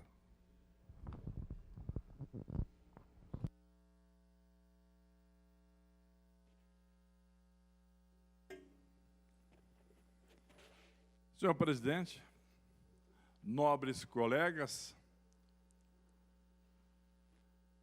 a realidade de uma nação, ela é produzida pela realidade da consciência das pessoas. Se nós analisarmos as sociedades, veremos que são diferentes. Em sociologia, nós aprendemos que não existe sociedade inferior ou superior. Existe sociedade diferente ou sociedades diferentes. Eu me lembro do pensamento de um sociólogo americano, pensamento simples, muito simples. Nem sei o nome dele, não me lembro do nome dele, porque passou despercebido. Ele falou que numa nação onde as pessoas não têm a consciência adequada, não têm o devido grau de informação e de formação, não têm a cidadania que deveriam ter, ele coloca, essas pessoas erram. Essas pessoas cometem equívocos, poluem, não respeitam os direitos dos semelhantes, não sabem escolher seus representantes na política. Uma mensagem curta, e ele termina dizendo, entretanto, não podemos condenar ou criticar essas pessoas. Devemos levar luz a elas. Luz. Não é bem usado esse termo no Brasil, levar luz às pessoas. Mas eu já falei dessa tribuna algumas vezes e repito, aluno. Aluno, nós temos o A, negação. Luno, luz. Aluno é aquele que não tem luz. É aluno, ou seja, está buscando luz. E essa busca da luz é a busca da realidade de um povo. René Descartes falou, se você tiver uma pessoa consciente, outra consciente, mais outra, você vai ter uma sociedade consciente, que não aceita ser enganada nem escravizada. Na medida em que nós tivemos a população do Brasil com um nível maior de consciência, nós não teremos os equívocos que temos atualmente. As pessoas falam em mudanças. Vamos promover mudanças. Tivemos anos atrás aquelas passeatas gigantescas, o povo junto, organizado em termos, pedindo mudanças. Aí, quando algum jornalista perguntava para um participante desses movimentos, que mudanças? Aí você tinha uma série de coisas ditas sem a menor condição de um lastro promovido pela reflexão. O próprio Immanuel Kant, um dos maiores filósofos da história, ele nasceu em 1724 e morreu em 1804. Ele fala da maioridade, mas não é da maioridade cronológica, 18 anos, 21, 25, não. Da maioridade da consciência, da maioridade mental. Essa maioridade da consciência, quando atinge um povo, automaticamente ela transforma a vida desse povo. Um povo consciente não apenas escolhe bem seus representantes, mas sabe cobrar. Um outro sociólogo americano tem um pensamento simples também. Falou que o bom eleitor, aquele que escolhe o passado, as propostas, analisa a seriedade, a capacidade do político, é o bom eleitor. O eleitor excelente é aquele que faz isso tudo, vota, acompanha e cobra. Esse é o eleitor excelente. Ou seja, esse eleitor acaba promovendo a mudança da realidade da sua nação. Eu tenho ouvido falar muito da violência. Não, porque a violência é prender, muda a lei, muda isso, muda aquilo. É lógico que temos que mudar as leis. A lei ela tem que ser dinâmica, porque a sociedade humana é dinâmica. Ela não é estática em seu comportamento, como a sociedade da formiga e da abelha. O comportamento desses insetos é o mesmo ao longo do tempo, ao longo dos milênios. O homem não. O homem, ele tem um dinamismo muito grande em sua realidade, em sua verdade. Então, às vezes, precisam de mudança. Às vezes, elas representam, podem representar a sanção negativa. Nós temos na sociedade humana a sanção positiva e a negativa. As duas são importantes. Positiva é quando o camarada faz tudo certo, o seu comportamento é reconhecido, ele é valorizado, ele estuda, ele se desenvolve, ele passa a ocupar uma posição dentro da sociedade produtiva, vamos colocar dessa forma. Agora, o aspecto negativo do reconhecimento é quando o indivíduo transgride, desrespeita os direitos do semelhante. Então, você vai ter a sanção negativa. E isso faz parte da educação também. A educação, ela prevê o aspecto positivo do comportamento e o aspecto negativo. Aí a pessoa passa a ter consciência do que é certo e do que é errado. A ausência dessa consciência leva uma boa parte da população a delinquir. Uma boa parte da população não procura a valorização de seus direitos e deveres. Eu ainda ouvi aqui alguns discursos hoje, um deles falando da realidade do negro, do preconceito que existe no Brasil. O preconceito do Brasil não é aquele preconceito americano, criminoso. Não, é um preconceito mais social. O negro ainda não conseguiu se livrar, não por culpa dele, negro, por culpa de uma realidade da educação brasileira. Ele não conseguiu se livrar daquele aspecto da escravidão. Não conseguiu. Por quê? Porque as grandes figuras, os grandes intelectuais que nasceram na raça negra, não são valorizados e não são discutidos, não são analisados como deveriam ser. Na escola, nós não temos a preocupação com o Zé do Patrocínio, André Rebouças, não. Quem foi? Nem sei. As pessoas dizem, nem sei. Nós não temos o negro ocupando aquele espaço. Automaticamente, nós não passamos para o negro a informação de que ele é capaz, é inteligente, e não passamos para a sociedade como um todo. Então, essa discriminação que existe, que é social, ela machuca, ela fere. Mas não é apenas o negro, não. Aquela pessoa que pela roupa dá um aspecto de pobre, pelos dentes, pelo próprio aspecto físico, demonstra a falta de uma estrutura financeira melhor. Isso tudo leva a sociedade como um todo a entender que essas pessoas são inferiores, mas não são inferiores, não são. Mas para que a gente mude isso tudo, nós precisamos de uma transformação da educação valorizada, uma educação como o próprio Edgar Morin, sociólogo francês, falou. A educação que deve vir dos órgãos de comunicação de massa, que são importantes, a educação das escolas, e somente essa educação da cidadania, da ética, da valorização do indivíduo, somente essa educação pode mudar o patamar de uma nação. Se alguém me falar, não, mas os presidentes que por aí passaram não têm conhecimento. Tem conhecimento disso tudo.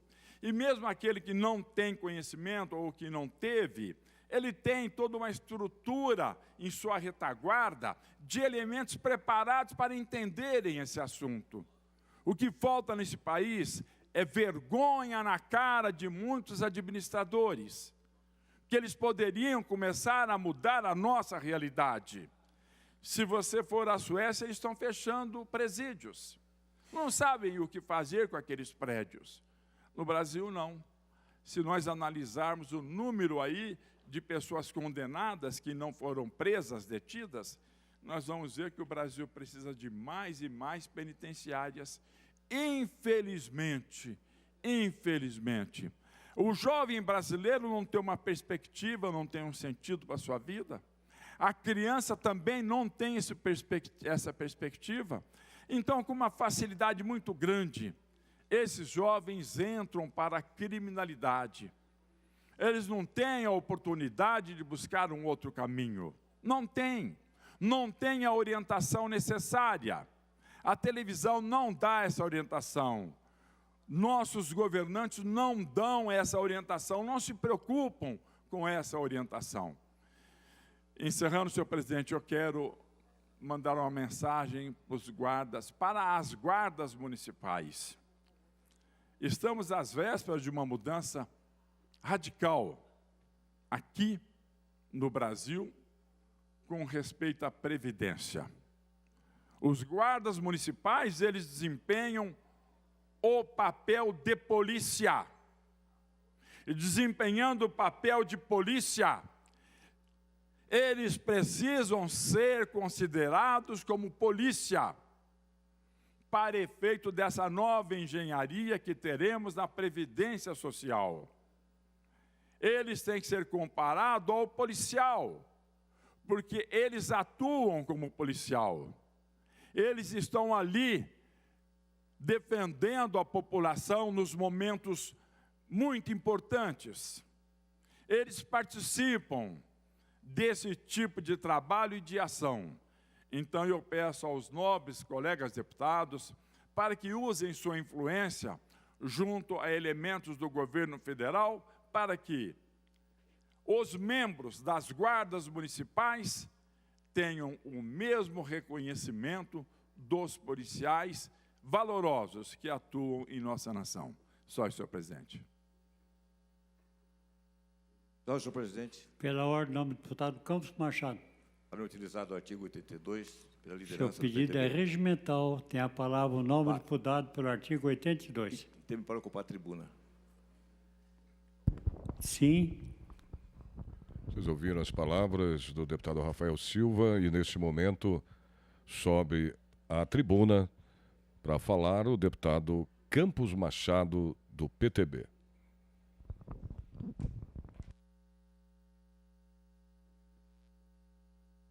Senhor presidente, meu caro deputado doutor Aquiles, antes de iniciar meu pronunciamento, eu quero comentar uma grande mulher. Uma mulher de valor, uma mulher extraordinária, uma mulher de caráter, uma parceira de vida, de sonhos, e que sabe o que significa a palavra amor. Me refiro à dona Clara, não apenas esposa do meu amigo deputado Rafael Silva, escudeira do deputado Rafael Silva, anos e anos. A dona Clara se transformou nos seus olhos. A dona Clara sabe exatamente qual vai ser a posição, o posicionamento que o marido vai tomar. Ela não é deputada. Ela é mais que deputada, porque ela exerce de maneira coletiva ou conjunta o mandato de deputado da maior Assembleia Legislativa da América Latina, junto com o deputado Rafael Silva. Um vencedor, homem acostumado a superar obstáculos. Sejam quais forem os obstáculos que tem à frente, o deputado Rafael Silva sabe transpô-los. Parabéns, minha amiga, dona Clara, não apenas pelo marido que tem, mas pelos filhos que tem. Que Deus a ilumine e a proteja. Bem, essa tribuna, na tarde de hoje, para cumprimentar e me solidarizar com o deputado Barba. Na semana passada, ele já trouxe aqui um tema de grande relevância, um tema importante, que poucas pessoas, que poucos deputados deram a devida atenção. Ele trouxe a questão da Ford, a multinacional Ford, com mais de 50 anos no ABC, que gera 20 e poucos mil funcionários. Uma empresa que ajudou o crescimento de toda a região. Famílias e famílias, avós, pais, mães, filhos, netos, todos transformaram a Ford numa grande família. E eis que os clarins anunciam que a Ford vai encerrar as suas atividades em novembro. O que faz a Assembleia Legislativa de São Paulo? O que podemos fazer nós? Nós temos, como disse o deputado Barba, fazer um apelo ao governo do Estado para que haja, para que se movimente, para que viaje para a América do Norte, vai procurar o presidente mundial da Ford, faça qualquer acordo. Os funcionários estão dispostos, os operários, até certos sacrifícios, contanto que possam manter as suas famílias. Não há essa necessidade premente. A Ford está instalada em vários países do mundo. Se o governador do estado de São Paulo, que é um país, ele tem que fazer qualquer movimento necessário para impedir a Ford de fechar as suas portas. Agora, leio nos jornais contristado que diz o governador que ele vai procurar comprador. Mas ele não é corretor, ele é governador do estado. Eu nunca vi a carteira de corretor de imóveis do governador. Será que alguém acha que é fácil arrumar um comprador para a Ford, à noite, na escuridão, de repente desponta o sol no horizonte. Aparece o comprador? E angústia? O que fazemos com angústia de funcionários, de operários? O que fazemos nós? Portanto, nobre deputado Barba, a sua luta não é apenas a sua luta em favor da sua região, das famílias. É uma luta desta casa. Esta casa não pode se omitir, como acontece e vem acontecendo anos e anos. Quero fazer um apelo aqui ao senhor governador. Quem sabe faz a hora, governador. Não espera acontecer. Essa é a sua hora, governador. Deixe de brincar de imobiliária, de compra para lá, venda para cá, e haja como governador. Pegue o primeiro avião que tiver. O seu secretário da Fazenda foi ministro da Fazenda, foi presidente do Banco Mundial, doutor Meirelles. Vão lá. Nova York, Washington, seja o que for. Resolva a situação da Ford. Não brincando de faz de conta. O faz de conta não vai suprir as necessidades, deputado Barba, de 22 mil famílias. E antes de terminar, senhor presidente, eu queria, se houver concordância dos nobres deputados presentes em plenário, diante das circunstâncias, e na ausência do líder do governo e da liderança do PSDB, hoje eu só vejo aqui, o PSDB hoje desapareceu. Não. Desapareceu. Eu só vejo Vossa Excelência. Não vejo mais ninguém.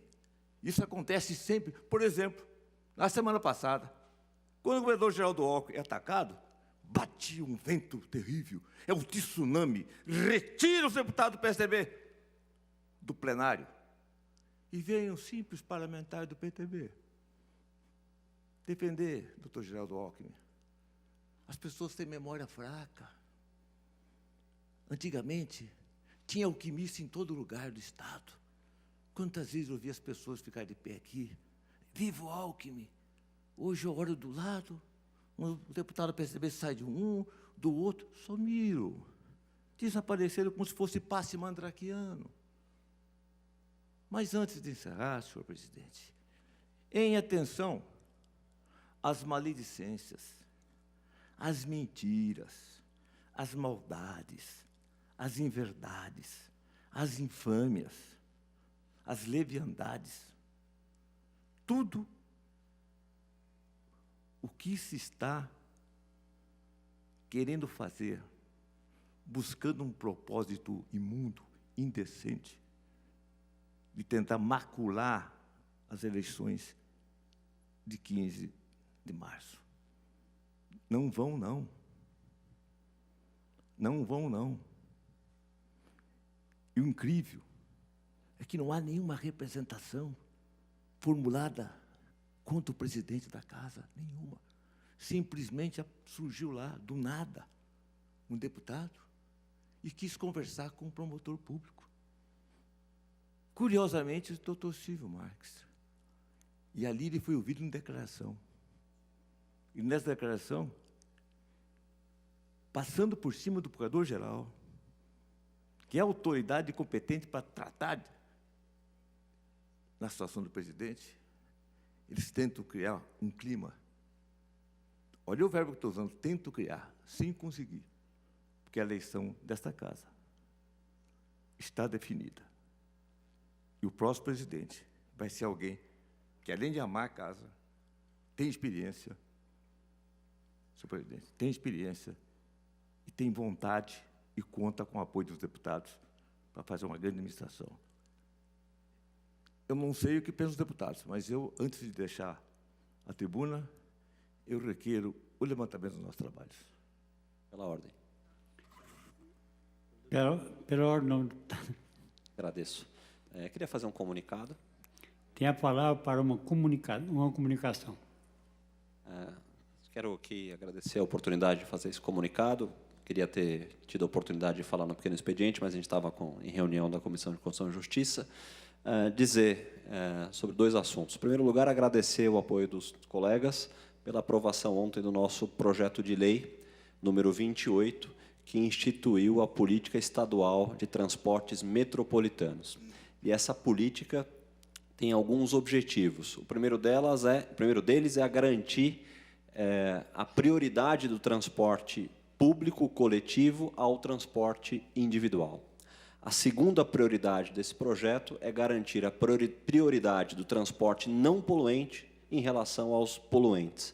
E, em terceiro lugar, reconhecer os novos modais, que são realidade, principalmente nas cidades da nossa região metropolitana, a própria capital, que são os usos dos modais chamados compartilhados, as bicicletas compartilhadas, os patinetes e até pequenas motos. A gente, com esse projeto, que a gente espera ver sancionado pelo governador João Dória, a gente reconhece essas inovações tecnológicas, incentiva as pequenas empresas, os empreendedores e principalmente as startups que trabalham para melhorar a vida do cidadão nas grandes cidades, e, ao mesmo tempo, reconhece essa realidade.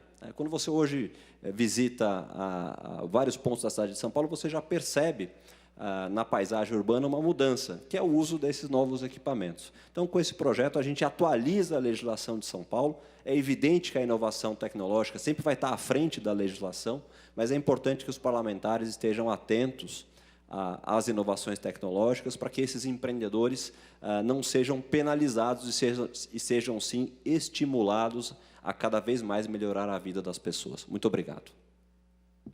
Olá, senhor presidente. Pela ordem, nome do deputado Barba. Para uma comunicação. Para uma comunicação. Primeiro, agradecer ao deputado Campos Machado. Em nome dos trabalhadores da Ford, eu posso dizer isso, porque eu me sinto trabalhador da Ford até hoje. Eu passei 25 anos lá. Ontem, em Campos, você precisava ver, 6 horas da manhã, chovia torrencialmente, os trabalhadores chegando para poder a gente fazer um grande ato na porta da fábrica. Depois seguimos em marcha até o Paço Municipal, encaminhada, dá mais ou menos de 10 a 12 quilômetros, com chuva, com família, com criança, e nós fizemos esse ato, né? Então, quero agradecer as tuas palavras, né? E gostaria que os demais deputados dessa casa fossem manifestando dia a dia. Essa não será uma luta pequena, não. Naquela fábrica, nós já fizemos greve de 50 dias, nós já botamos fogo naquela fábrica, já quebramos portão naquela fábrica, e alguma coisa estranha está para acontecer, né? Vai depender muito da postura da fábrica. Naquela fábrica nós vamos lutar para salvar, para manter os empregos ali naquela região. Então, seria importante que essa casa, como o segundo maior parlamento da América Latina, se manifestasse, inclusive através de documentos. Quem puder fazer carta, enviar ao Sindicato dos Metalúrgicos, aos trabalhadores da Ford, a Prefeitura de São Bernardo, o prefeito está tendo uma postura legal, não tem um problema em dizer isso, tem nos recebido, tem dialogado principalmente conosco, comigo e com o sindicato. Então, eu fico feliz pelas tuas palavras e direi isso aos trabalhadores da Ford amanhã ou depois, com certeza, nós vamos ter atividade. Eu vou retratar aqui as tuas palavras. Muito obrigado. Fazer mais um comunicado, Pela senhor ordem, presidente. deputado, para um comunicado. Agradecer mais uma vez a oportunidade, solidarizar com as palavras do deputado Campos Machado, com as palavras do deputado Barba, dizer que ontem a gente esteve no Palácio dos Bandeirantes e o governador João Dória, muito sensível ao assunto da Ford, mencionou mais uma vez a postura do governo do Estado de estar ao lado dos trabalhadores na busca de uma solução. A primeira solução, que é evidentemente paliativa, mas de grande valia para os trabalhadores, é o compromisso conseguido junto ao presidente da empresa, compromisso conseguido pelo governador do Estado, da manutenção desses empregos até o final do ano, né? O segundo compromisso do governador é na busca de um novo comprador, de uma nova empresa que assuma essa planta. E ontem, em coletiva, já disse, o governador antecipou a existência de pelo menos 3 empresas interessadas em adquirir aquele espaço, e aí a gente vai ter a definitiva manutenção dos empregos, que é o que a gente espera. A expectativa de todos é que nos próximos dias, provavelmente após o Carnaval, haja o anúncio de uma dessas 3 empresas, ou eventualmente uma quarta ou uma quinta, que possa ficar com a planta da Ford e manter, e quem sabe até ampliar os empregos. Esse é todo o esforço do governo do Estado de São Paulo. Pela ordem, senhor presidente. Pela ordem, deputado Barba. Só para informar o deputado Bruno, a questão que está garantida até novembro é um acordo firmado com a Ford do ano passado, entre o sindicato, os trabalhadores da Ford, aprovado em assembleia na porta da fábrica. Então, nós estamos agradecendo a posição do João Dória. Vamos ver se ele vai nos receber. Foi o pedido que nós fizemos para o Orlando hoje. Fiz o pedido aqui para que o Carlão, né, o líder de vocês, ajudasse, né, para ver se ele nos recebe até sexta-feira, porque no dia 5 vai uma missão para os Estados Unidos dialogar com a matriz liderada pelo sindicato. Então, só para ajudar. A outra questão é que nós não estamos trabalhando nessa lógica de quem vai comprar Ford. Nós vamos trabalhar primeiro a lógica da defesa, da manutenção, da produção de produtos, de emprego. Eu fiz um histórico aqui do impacto, né, econômico que tem na região e na cidade. Né, agradeci o prefeito pessoalmente, o Orlando, ter nos recebido. Mas a nossa primeira luta é fazer com que a Ford garanta os investimentos aqui. Porque a Ford ela usou de má fé. Ela esperou aprovar o projeto Rota 2030 em novembro para poder anunciar o fechamento. O que é o projeto Rota 2030? Discutir os incentivos para as montadoras, principalmente as do Nordeste. Quem é que está no Nordeste?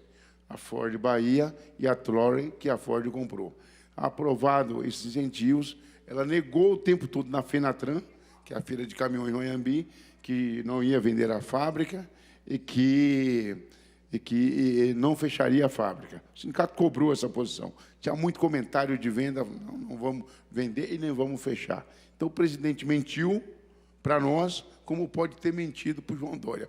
Então, é bom o João Dória também ficar esperto, porque a fábrica agiu de má fé.